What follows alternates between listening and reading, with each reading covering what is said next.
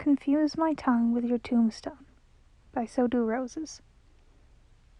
Summary. Run, run, run as fast as you can. The rating for this fic is teen and up. The relationship tag is for lamp. Additional tags are the wild hunt, spiders, magic, fairy tale curses, a little angst, just a smattering, a little seasoning of angst, fumbling middle school crushes. Please picture me chucking this at you while screeching and then running away. Patton, the apples are for the pie, Logan sighed. I know that, Patton protested, hiding the half-munched apple behind him. Let him go, it's not like he can eat all of them, Roman laughed. We have a whole bucket. They did indeed have a whole 5-gallon bucket of green apples sitting in the back of Roman's battered wooden wagon. The three of them were making their way down one of the dirt roads that surrounded Wick Hills, from Roman's house to Patton's.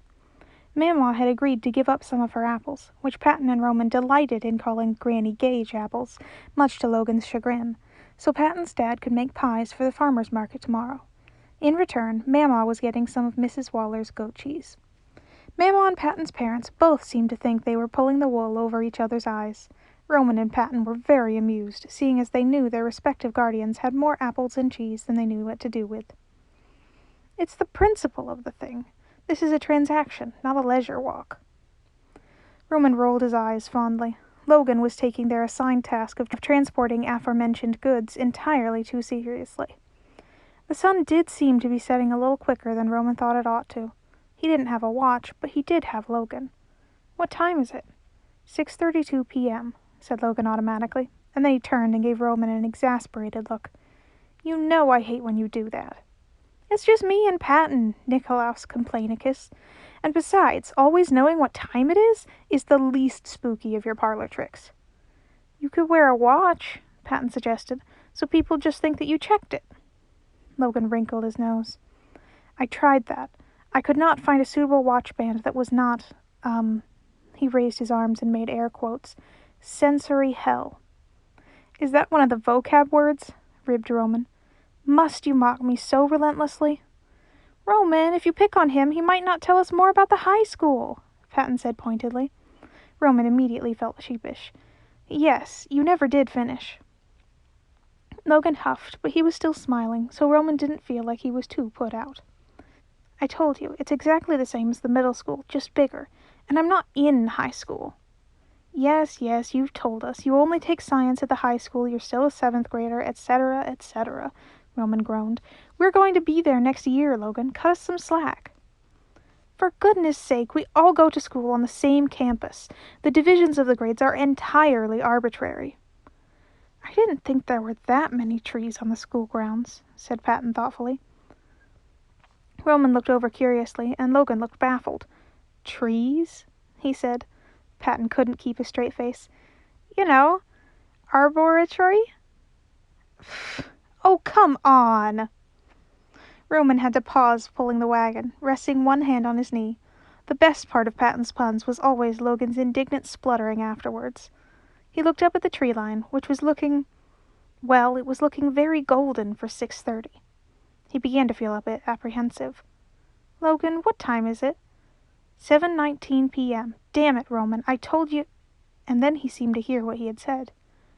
We have not been walking for 45 minutes, he said. The smile dropped from Patton's face. How long have we been walking? 11 minutes, said Logan. A little more than 4 times dilation. Can we make it to Patton's? Logan chewed on the inside of his cheek. If the rate holds and we hurry, yes. Come on. They kept walking, far more quickly than before. Patton fell in step beside Roman and hesitantly took the hand that wasn't pulling the wagon. Roman instantly squeezed back. As the sky edged from gold to orange, Roman looked at Logan. Time? 7:26. We aren't going to make it. What's the moon phase? Said Patton anxiously. Waning gibbous, Roman answered before Logan could. It's not new or full, so no revel, so why... Pale movement came in the corner of his vision, and Roman jerked his head towards it. A dozen or so white rodents were scurrying across their path, heading off into the woods. Mine rats, he said. Shit. It is most likely a prank meant to alarm us, said Logan, but he was talking so quickly it was clear he didn't believe it himself. If the moon is not full or new, there is no reason the sunset should be particularly dangerous. They couldn't actually see when the sun went past the horizon, but they all knew the moment it happened. The call of a horn broke through the air. Wild Hunt, said Roman. Run. We can't outrun them, Patton whispered desperately. Don't argue, just run, snapped Roman. He grabbed Logan's sleeve and dragged both of them into the underbrush. No time to worry about stealth, no time to worry about anything but putting one foot in front of the other. Patton and Logan weren't used to running, and it was obvious. Patton's feet seemed to catch and stumble on every rock and tree branch. Roman resorted to lifting him bodily over the worst of it. Logan was only a little bit better. The horn calls were getting louder. There were dogs howling in the distance. The pounding of their feet, heavy breaths hissing through their teeth. Roman could hear Patton's voice hitching on the edge of a sob. The impact of Roman's feet hitting the ground sent sparks of pain up his legs. Patton stumbled again, pitching face first toward the dirt, and Roman seized him around the ribs and lifted him back to standing. Where are we going? Patton huffed. Don't know, said Roman. Following the rats. Have you done this before? Said Logan, glancing back over his shoulder. Don't look back, Roman snapped, yanking on the sleeve still in his hand. And no, if I did, I'd be dead, genius. Not comforting. More dogs, and the faintest of hoofbeats thudding across the forest floor. Roman's chest and legs were burning. Patton's strained breaths were quickly becoming wheezes. We're not going to make it. Roman shoved the thought away. He could fight the whole hunt with his bare hands if he had to. They couldn't have Patton and Logan. They couldn't have his friends. They burst through the tree line, and there were the rats, diving into the river. The hunt wouldn't be able to cross the running water. Roman took one step down the bank, then another, then stopped cold. Faye couldn't cross running water. Roman turned and looked at Logan, his stomach dropping like a stone. Go, said Logan. They probably won't. Logan choked on the words, like someone had squeezed him around the throat. He couldn't say anything he didn't believe. He couldn't lie to them. Voices now, bloodthirsty and inhuman, raised in feverish excitement. But the din of baying hounds and the thumping hooves, none of them were louder than Roman's own heartbeat. No, he said, and Patton, even though he couldn't seem to talk around his obviously constricting lungs, lunged forward and gripped Logan's hand like a vice. I have an idea, said Roman. An idea, just the one. It probably wouldn't work, but he couldn't tell them that. He took off down the bank, running parallel to the river. The path was even more treacherous here, mud and slick and soft earth. When a bend came, he kept running straight, directly into the heart of the forest. Please work, please, please, please. He thought as hard as he could of the fairy prince, the perfect clearing, the casket of crystal and the soft grass beneath it, a place he'd hidden in from fairies in a dozen times. But he'd never brought anyone with him. Nobody else had ever gotten in but Dizzy. Roman, we're going in circles, Logan said desperately. Come on. They took a turn, and Roman saw it. But the dogs were close enough Roman could hear their snapping teeth, snarling and vicious, surrounding them, bearing down on them like a tidal wave, waiting to dash them against the rocks and tear them to shreds. Roman reached back and took Logan's hand from Patton, gripping them both and thinking only of bringing them with him, because if he stepped into the clearing and found himself alone, he was sure it would kill him. He focused on the pale clearing, wished with all his might, and dragged them out of the trees. 1 second, Roman was leading them through pitch-black forest, and the next they were in open air. Roman hit the ground instantly, and Patton, who still had his hand in a death grip, fell right along with him. Why did we stop? Logan's voice trailed off. Patton spared a moment to echo the thought, but his attention was mostly taken up by the pressure in his chest. Stay calm. Stay calm. The order was crammed right up against the back of his teeth, but he couldn't tell himself anything right now. Roman and Logan were too close. They might hear him. Patton sat back on his heels, trying and failing miserably to breathe. Patton, where's your inhaler? Roman's voice was strained, like he was in pain. Patton tried to ask what was wrong, but he only made a choked-off noise that morphed into a hacking cough. He shook his head.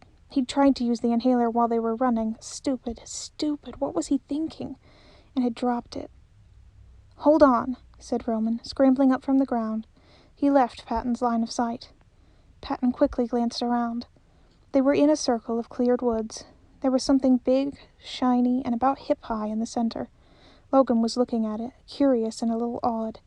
Roman was on the other side, pulling up fistfuls of some kind of plant. Oh, yeah, and the entire clearing was covered in spider webs. Patton hunched in on himself. Stay calm, he whispered. He relaxed, but not by much. He needed to do it a few times to really get it to stick, but Roman was already hurrying back towards him. Here, it's mint, said Roman. Crush it in your hands like this. Roman cupped Patton's hands and guided them through smushing the plants. He then pushed them up, pressing Patton's own hands over his nose and his mouth. Now breathe. Patton did. It was almost like vapor rub, but more planty, he guessed. Cool air filled his lungs. They sat like that, Patton breathing deeply through the mint, and Roman with his hands cupping Patton's and watching him anxiously. After a minute or two, Patton felt a little better. His chest was still tight, but he didn't feel like someone had wrapped a band of steel around his lungs. Thanks, he croaked. No problem, wheezing beauty, Roman laughed. Patton cleared his throat. Where are we? Roman turned weirdly pink. This is, where the fairy prince sleeps. I knew they wouldn't be able to get in here. Patton tilted his head curiously. I didn't know He coughed again. I didn't know the court had a prince. Roman flushed deeper. Well, I don't really know if he's a prince. He just... Come here, I'll show you. Roman helped Patton to his feet, and then led him over to the shiny shape in the center. Logan was still standing over it, his head tilted and a strange expression on his face. Patton followed his eyes, and when he looked into the casket, he couldn't help but gasp. There was a sleeping boy in it, with black hair and pale skin. He had a fine, deep purple shirt on and silver rings on his fingers. His ears were pointed, sharp as knives, and he was so handsome he didn't seem real. He looked like a painting, or like he'd been cast from silver. See what I mean? Said Roman. Definitely a prince, Patton agreed, awed. This was normally where Logan would say something about them jumping to conclusions, but when Patton looked at him, Logan still hadn't even moved. Logan? What's wrong? Logan shook himself, clearing his throat awkwardly. He coughed again. I have never been this close to another, fae before. And what do you think? Said Roman hesitantly. Logan laughed, just a short huff.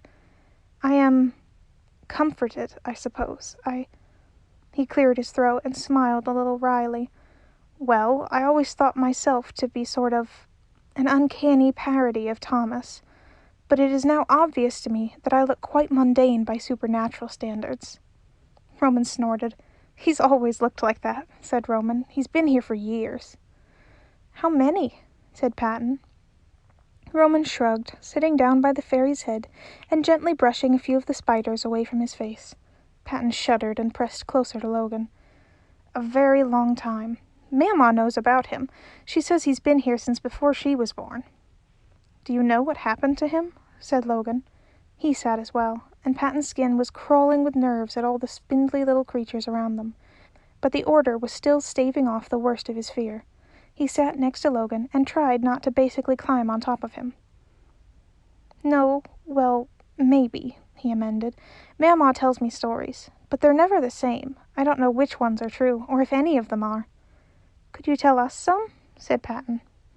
Roman shrugged, and then he looked down at the fairy. His hand continued to draw patterns in the lid. Sometimes she says he was a shadow. He was brought to life when a human gave him a heart, but the Serpent King stole the heart and locked it away, and now he sleeps until someone can steal it back and return it to him.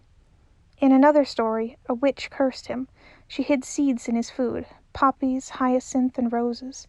They bloomed in his chest. The hyacinth poisoned him, the thorns choked him, and the poppies put him to sleep. Roman leaned his head against the clear case. Sometimes the story says the glass is made of tears. Sometimes it's spun from moonbeams. Sometimes he's the rightful prince of the forest. Sometimes he's a solitary fairy who hates the court.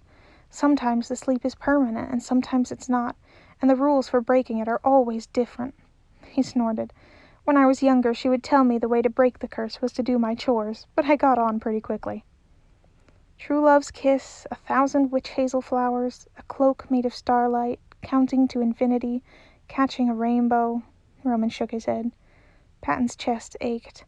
For just a moment Roman had looked impossibly, heartbreakingly sad. "I've tried everything I could think of," said Roman quietly.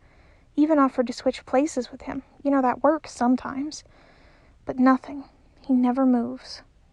He smiled bitterly. "I don't even know if he's actually alive," he concluded. "He might be a preserved body for all I know, and I've been wasting my time." "You're not," Patton blurted.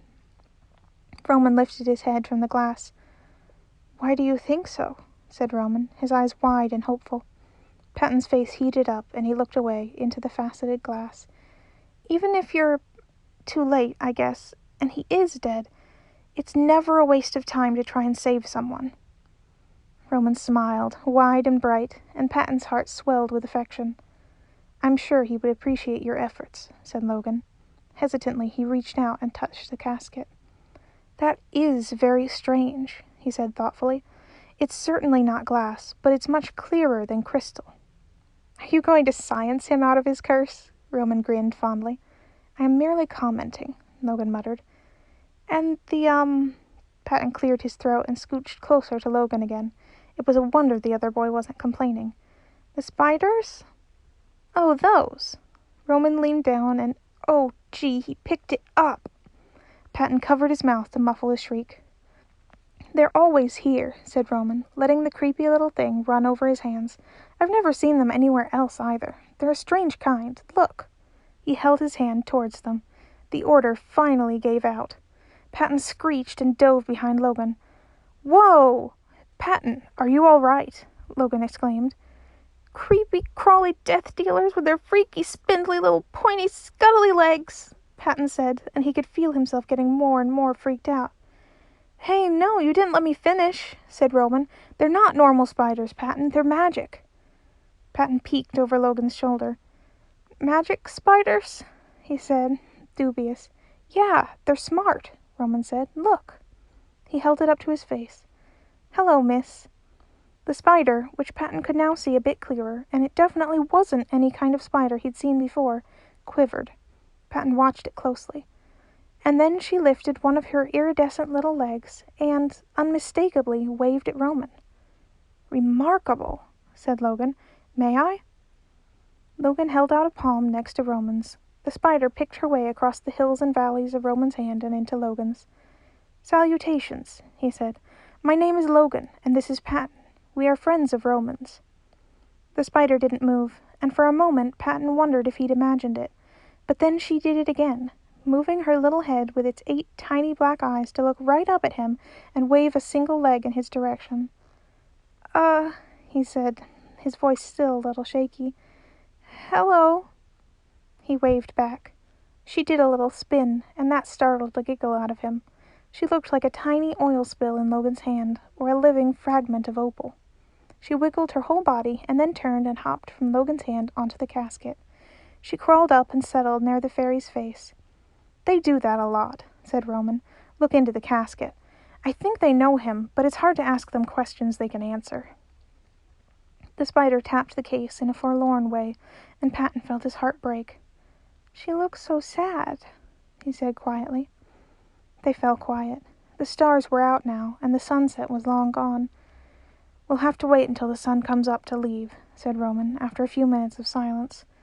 "Our parents are going to be so worried," said Patton. "Nothing to be done about it," said Logan, "although this might be enough to make my parents amend their stance of no phones until high school." "Silver linings," laughed Roman. They shuffled into as comfortable positions as they could. At least the grass was dense, and the dirt pretty soft. Roman rapped his knuckles on the top of the casket. "Good night, Fairy. Night, Patton. Logan."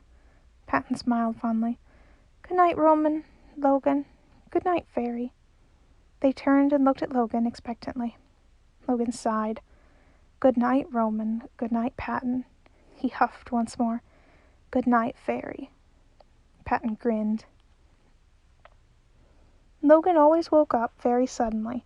He didn't know if it was a changeling trait or merely unique to him specifically, but once he was awake, that was it. Attempting to sleep in or lay back down was always futile. However, well, he was strangely not inclined to move at the moment.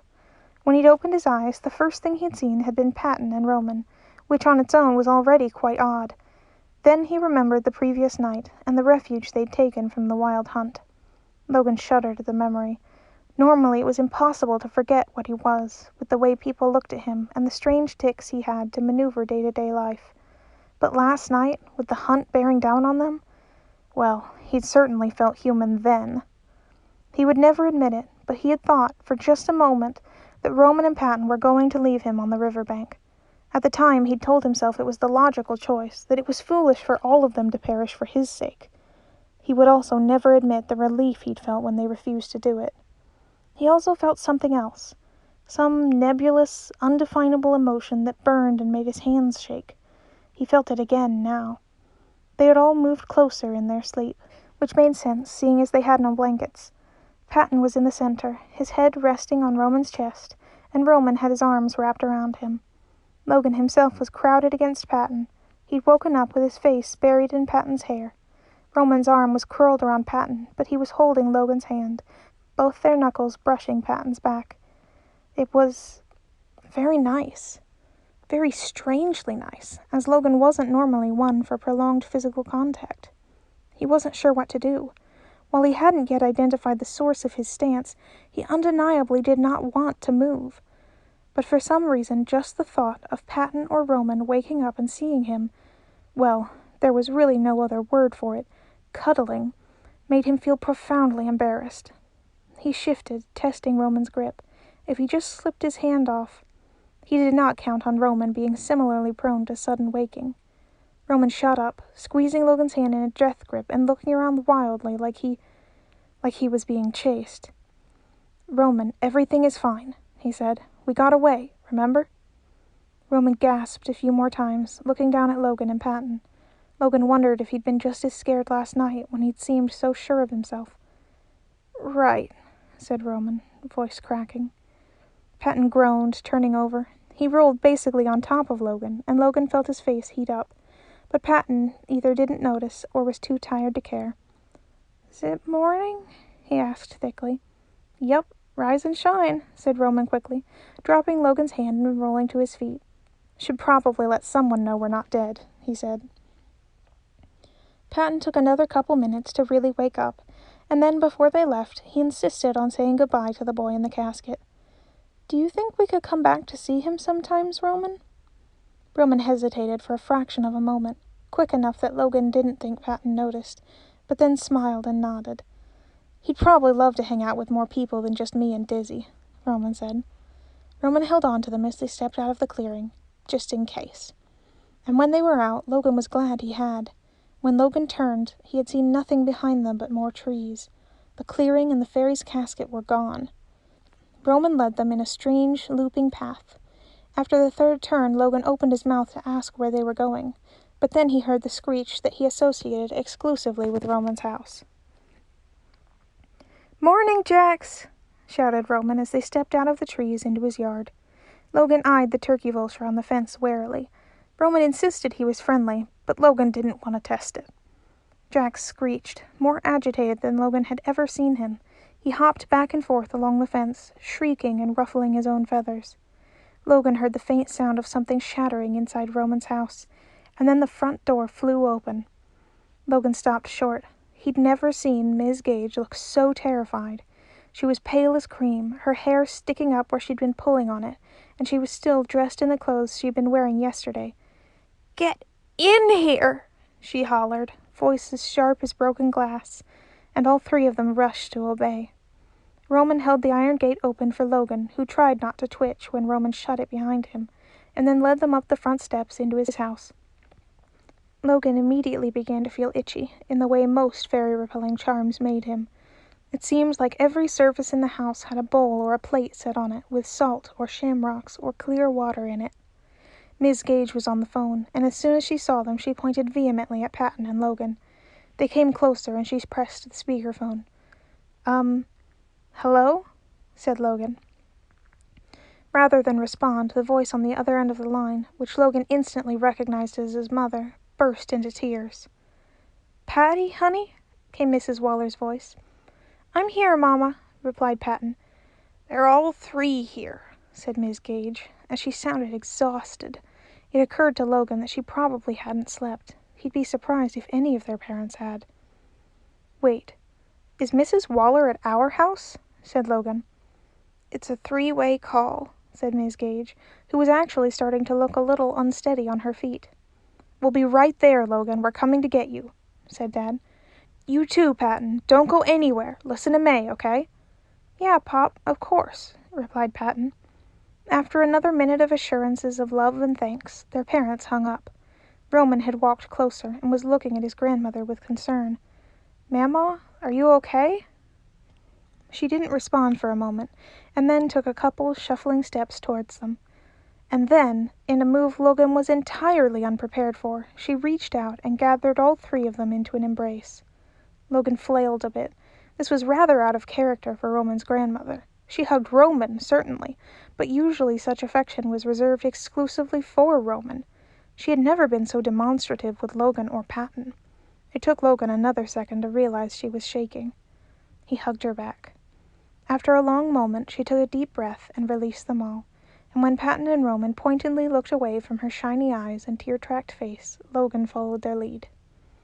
When Logan and Patton's parents arrived, with Thomas in tow, they all piled into Miss Gage's tiny living room, jammed into her old, oddly colored, mismatched furniture. Roman's cat took up residence in his grandmother's lap, and purred so loud the whole room could hear it. Mom and Mrs. Waller used this as an excuse to ban Miss Gage from her own kitchen, making tea and lemonade and coffee and just generally fretting over everyone. Thomas had tackled Logan the second he'd seen him, plastering himself to Logan's side, and had refused to move in the meantime. The four of them were crammed into the love seat between the two couches, which Logan quickly realized was to keep him, Roman, and Patton within arm's reach of everyone. Whether it was to squeeze their hands, touch their faces, or ruffle their hair, nobody stopped touching them for very long. Logan wondered how long it would take for their families to settle enough that they could go to their respective beds and get some decent sleep.